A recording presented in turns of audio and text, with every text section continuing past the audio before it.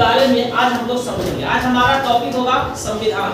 संविधान में हमें समझना है समाजवाद क्या है, जिसे इंग्लिश में सोशलिस्ट कहते हैं, एंड धर्मनिरपेक्ष सेकुलर शब्द, ये दोनों शब्द क्या हैं और इसके मायने क्या हैं, ये कहां से आए, इसके बारे में आज हम लोगों को समझना है। हमें ये नहीं समझना है कि बहस किस मुद्दा पर हो रही है, विपक्ष क्या कह रहा है, पक्ष क्या कह रहा है, उससे हमको कोई लेना देना नहीं है। हमारा पढ़ने का टॉपिक होना चाहिए संविधान में समाजवाद और धर्मनिरपेक्ष, आखिर ये है क्या। ठीक है। आरएसएस के टॉप लीडर हैं दत्तात्रेय ओसवाल, उन्होंने दिल्ली एक मीटिंग में एक बयान दिया कि हमें संविधान में ये दो शब्द पर समाजवाद और धर्मनिरपेक्ष, स्पेशल धर्मनिरपेक्ष पर बहस करना चाहिए, चर्चा करना चाहिए, क्योंकि ये दो शब्द संविधान के मूलभूत संरचना में नहीं थे। मतलब जब संविधान बना था तो ये दो शब्द नहीं थे, ये दो शब्द बाद में ला करके जोड़े गए। ऐसा उनका मानना है कि इस पर बहस होनी चाहिए। तो अब समझते हैं कि आखिर ये दो शब्द कब आए, संविधान में कब लाए गए, क्या पहले के संविधान में कुछ और शब्द थे, क्या थे, इसके बारे में हम लोग चर्चा करते हैं। ठीक है। इस संविधान को बनने से पहले संविधान का प्रस्तावना लिखा गया था। सबसे मेन बात यही है कि संविधान की प्रस्तावना जब लिखे गए थे, उस प्रस्तावना में ये दो शब्द नहीं थे। जो मूलभूत संरचना मतलब हमारा संविधान का बनाया गया था, जिसे बी आर अम्बेडकर और जो संविधान सभा के जो सदस्य थे वो मिल करके बनाए थे, उस संविधान सभा के प्रीमल्स में, प्रस्तावना में ये दो शब्द थे ही नहीं। हमारे देश में संविधान सभा का जो प्रस्तावना आया था, वो हमारे देश में संविधान सभा का प्रस्तावना पंडित जवाहरलाल नेहरू 13 दिसंबर 1946 को लाए।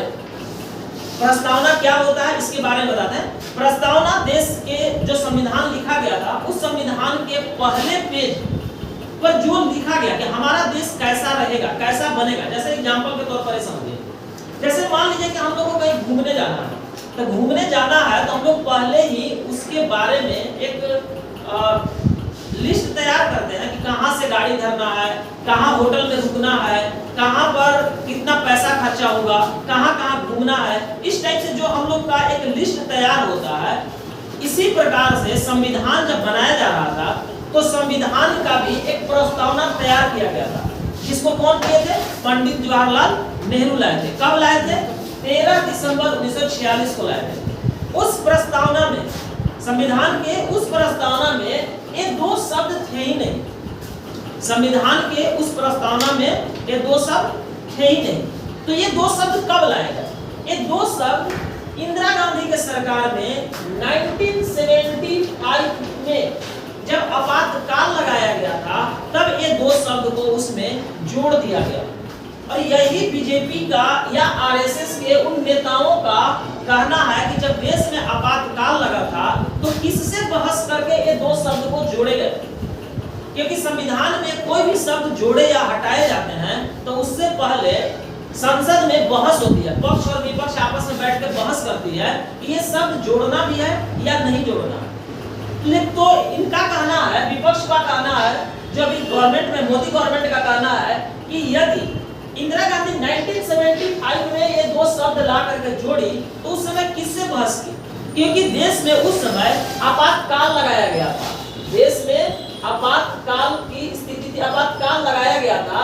वो आपात स्थिति में देश का हर सिस्टम पर सिर्फ और सिर्फ उन्हीं का अधिकार होता है जो गवर्नमेंट में होते हैं। न्यायपालिका का अधिकार छीन लिया जाता है, राज्य सरकार का अधिकार छीन लिया जाता है। तो फिर लास्ट में ये दो शब्द लाए कहां से लाए इंदिरा गांधी, या इसका मतलब है विपक्ष का कहना है, पक्ष का कहना है, जो भी मोदी गवर्नमेंट है, इनका कहना है कि ये दो शब्द संविधान के गला को घोंट करके इंदिरा गांधी बात जबरदस्ती इस संविधान में डाल दी। तो ऐसे ही शब्द है क्या, पहले हम इस शब्द के बारे में भी समझ लेते हैं कि ये शब्द है क्या। समाजवाद, पहले समझते हैं समाजवाद के बारे में कि समाजवाद होता क्या है। समाजवाद दो वर्ड से मिल करके बना है। समाजवाद दो वर्ड के मिल करके बना है, समाज और दूसरा वाद। मतलब समाज के बारे में जो ख्याल रखता हो उसे समाजवाद कहते हैं। समाजवाद और डिफाइन समझते हैं कि क्या है यह। जब दुनिया आजाद हो रहा था 1945-7 में, जब अंग्रेज दुनिया से छोड़ करके चल रहे थे, देश हमारा आजाद हो रहा था उस समय दुनिया में दो विचारधाराएं चल रही थी। देश जब हमारा आजाद हो रहा था उस समय दुनिया में दो विचारधाराएं चल रही थी। एक चल रहा था साम्यवाद विचारधारा। कौन सा विचारधारा? साम्यवाद विचारधारा। और एक चल रहा था पूंजीवादी विचारधारा। पूंजीवादी विचारधारा, पूंजीवादी विचारधारा, ये दो विचारधारा चल रहे थे। एक कैपिटलिज्म चल रहा था और एक कम्युनिज्म चल रहा था। ये दो विचारधाराएं दुनिया में चल रही थी। इस विचारधारा के तहत रसिया जो था, समाजवाद विचारधारा जो चल रहा था, समाजवादियों का जो विचारधारा था, साम्यवादियों का जो विचारधारा था, साम्यवाद विचारधारा, यह रसिया में चल रहा था। रसिया को जो देश फॉलो कर रहे थे वहां पर साम्यवाद चल रहा था, और जो अमेरिका को फॉलो कर रहे थे, यूरोपियन कंट्री को जो फॉलो कर रहे थे, वहां पर चल रहा था पूंजीवाद चल रहा था, कैपिटलिज्म विचारधारा चल रहा था। दुनिया में विचारधारा की लड़ाई होते रहती है। उसमें हमारा देश कहाँ था? हमारा देश जो उस समय आजाद हुआ था, इसलिए न तो हम इस विचारधारा को फॉलो कर सकते थे और न तो इस विचारधारा को फॉलो कर सकते थे। उस समय के जो टॉप लीडर हुआ करते थे, जब महात्मा गांधी से पूछा गया कि क्या हमारा देश में साम्यवाद विचारधारा को प्रमोट किया जाए या पूंजीवाद विचारधारा को प्रमोट किया जाए, तो महात्मा गांधी इन दोनों विचारधाराओं से किसी विचारधारा से सहमत नहीं थे। इसलिए क्योंकि न बी.आर. अम्बेडकर इन दोनों विचारधारा से सहमत थे। ऐसा मान रहे थे, बी.आर. अम्बेडकर मान रहे थे कि आने वाला समय हमारा देश का कैसा होगा ये हम नहीं तय कर सकते हैं। इसलिए इनमें से कोई भी शब्द को प्रीमल्स में नहीं जोड़ा गया था। उस समय क्यों नहीं जोड़ा गया? क्योंकि उन समय के जो बड़े बड़े नेता थे जो उस समय संविधान को लिख रहे थे, उन लोगों का ऐसा मानना था कि आने वाला समय हमारा देश का कैसा होगा ये हमें नहीं पता है।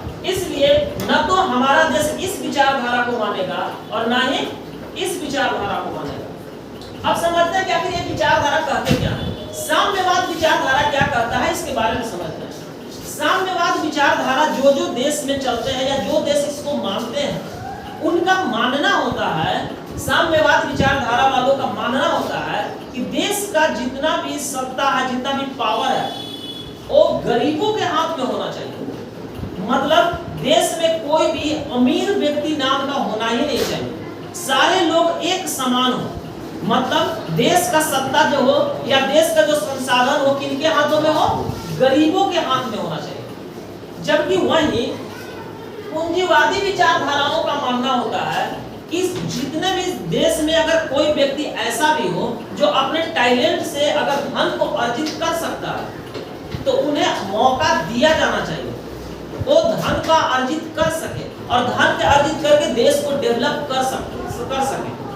एक पूंजीवादी विचारधारा को मानने वाले लोगों का, जैसे अमेरिका में क्या होता है कि अगर कोई व्यक्ति वहां पर अपने टैलेंट से अगर धन का अर्जित करता है, कमाता है और धन जमा करता है, तो गवर्नमेंट उसको रोकती नहीं है कि आपके पास इतना संपत्ति कैसे जमा हो गया।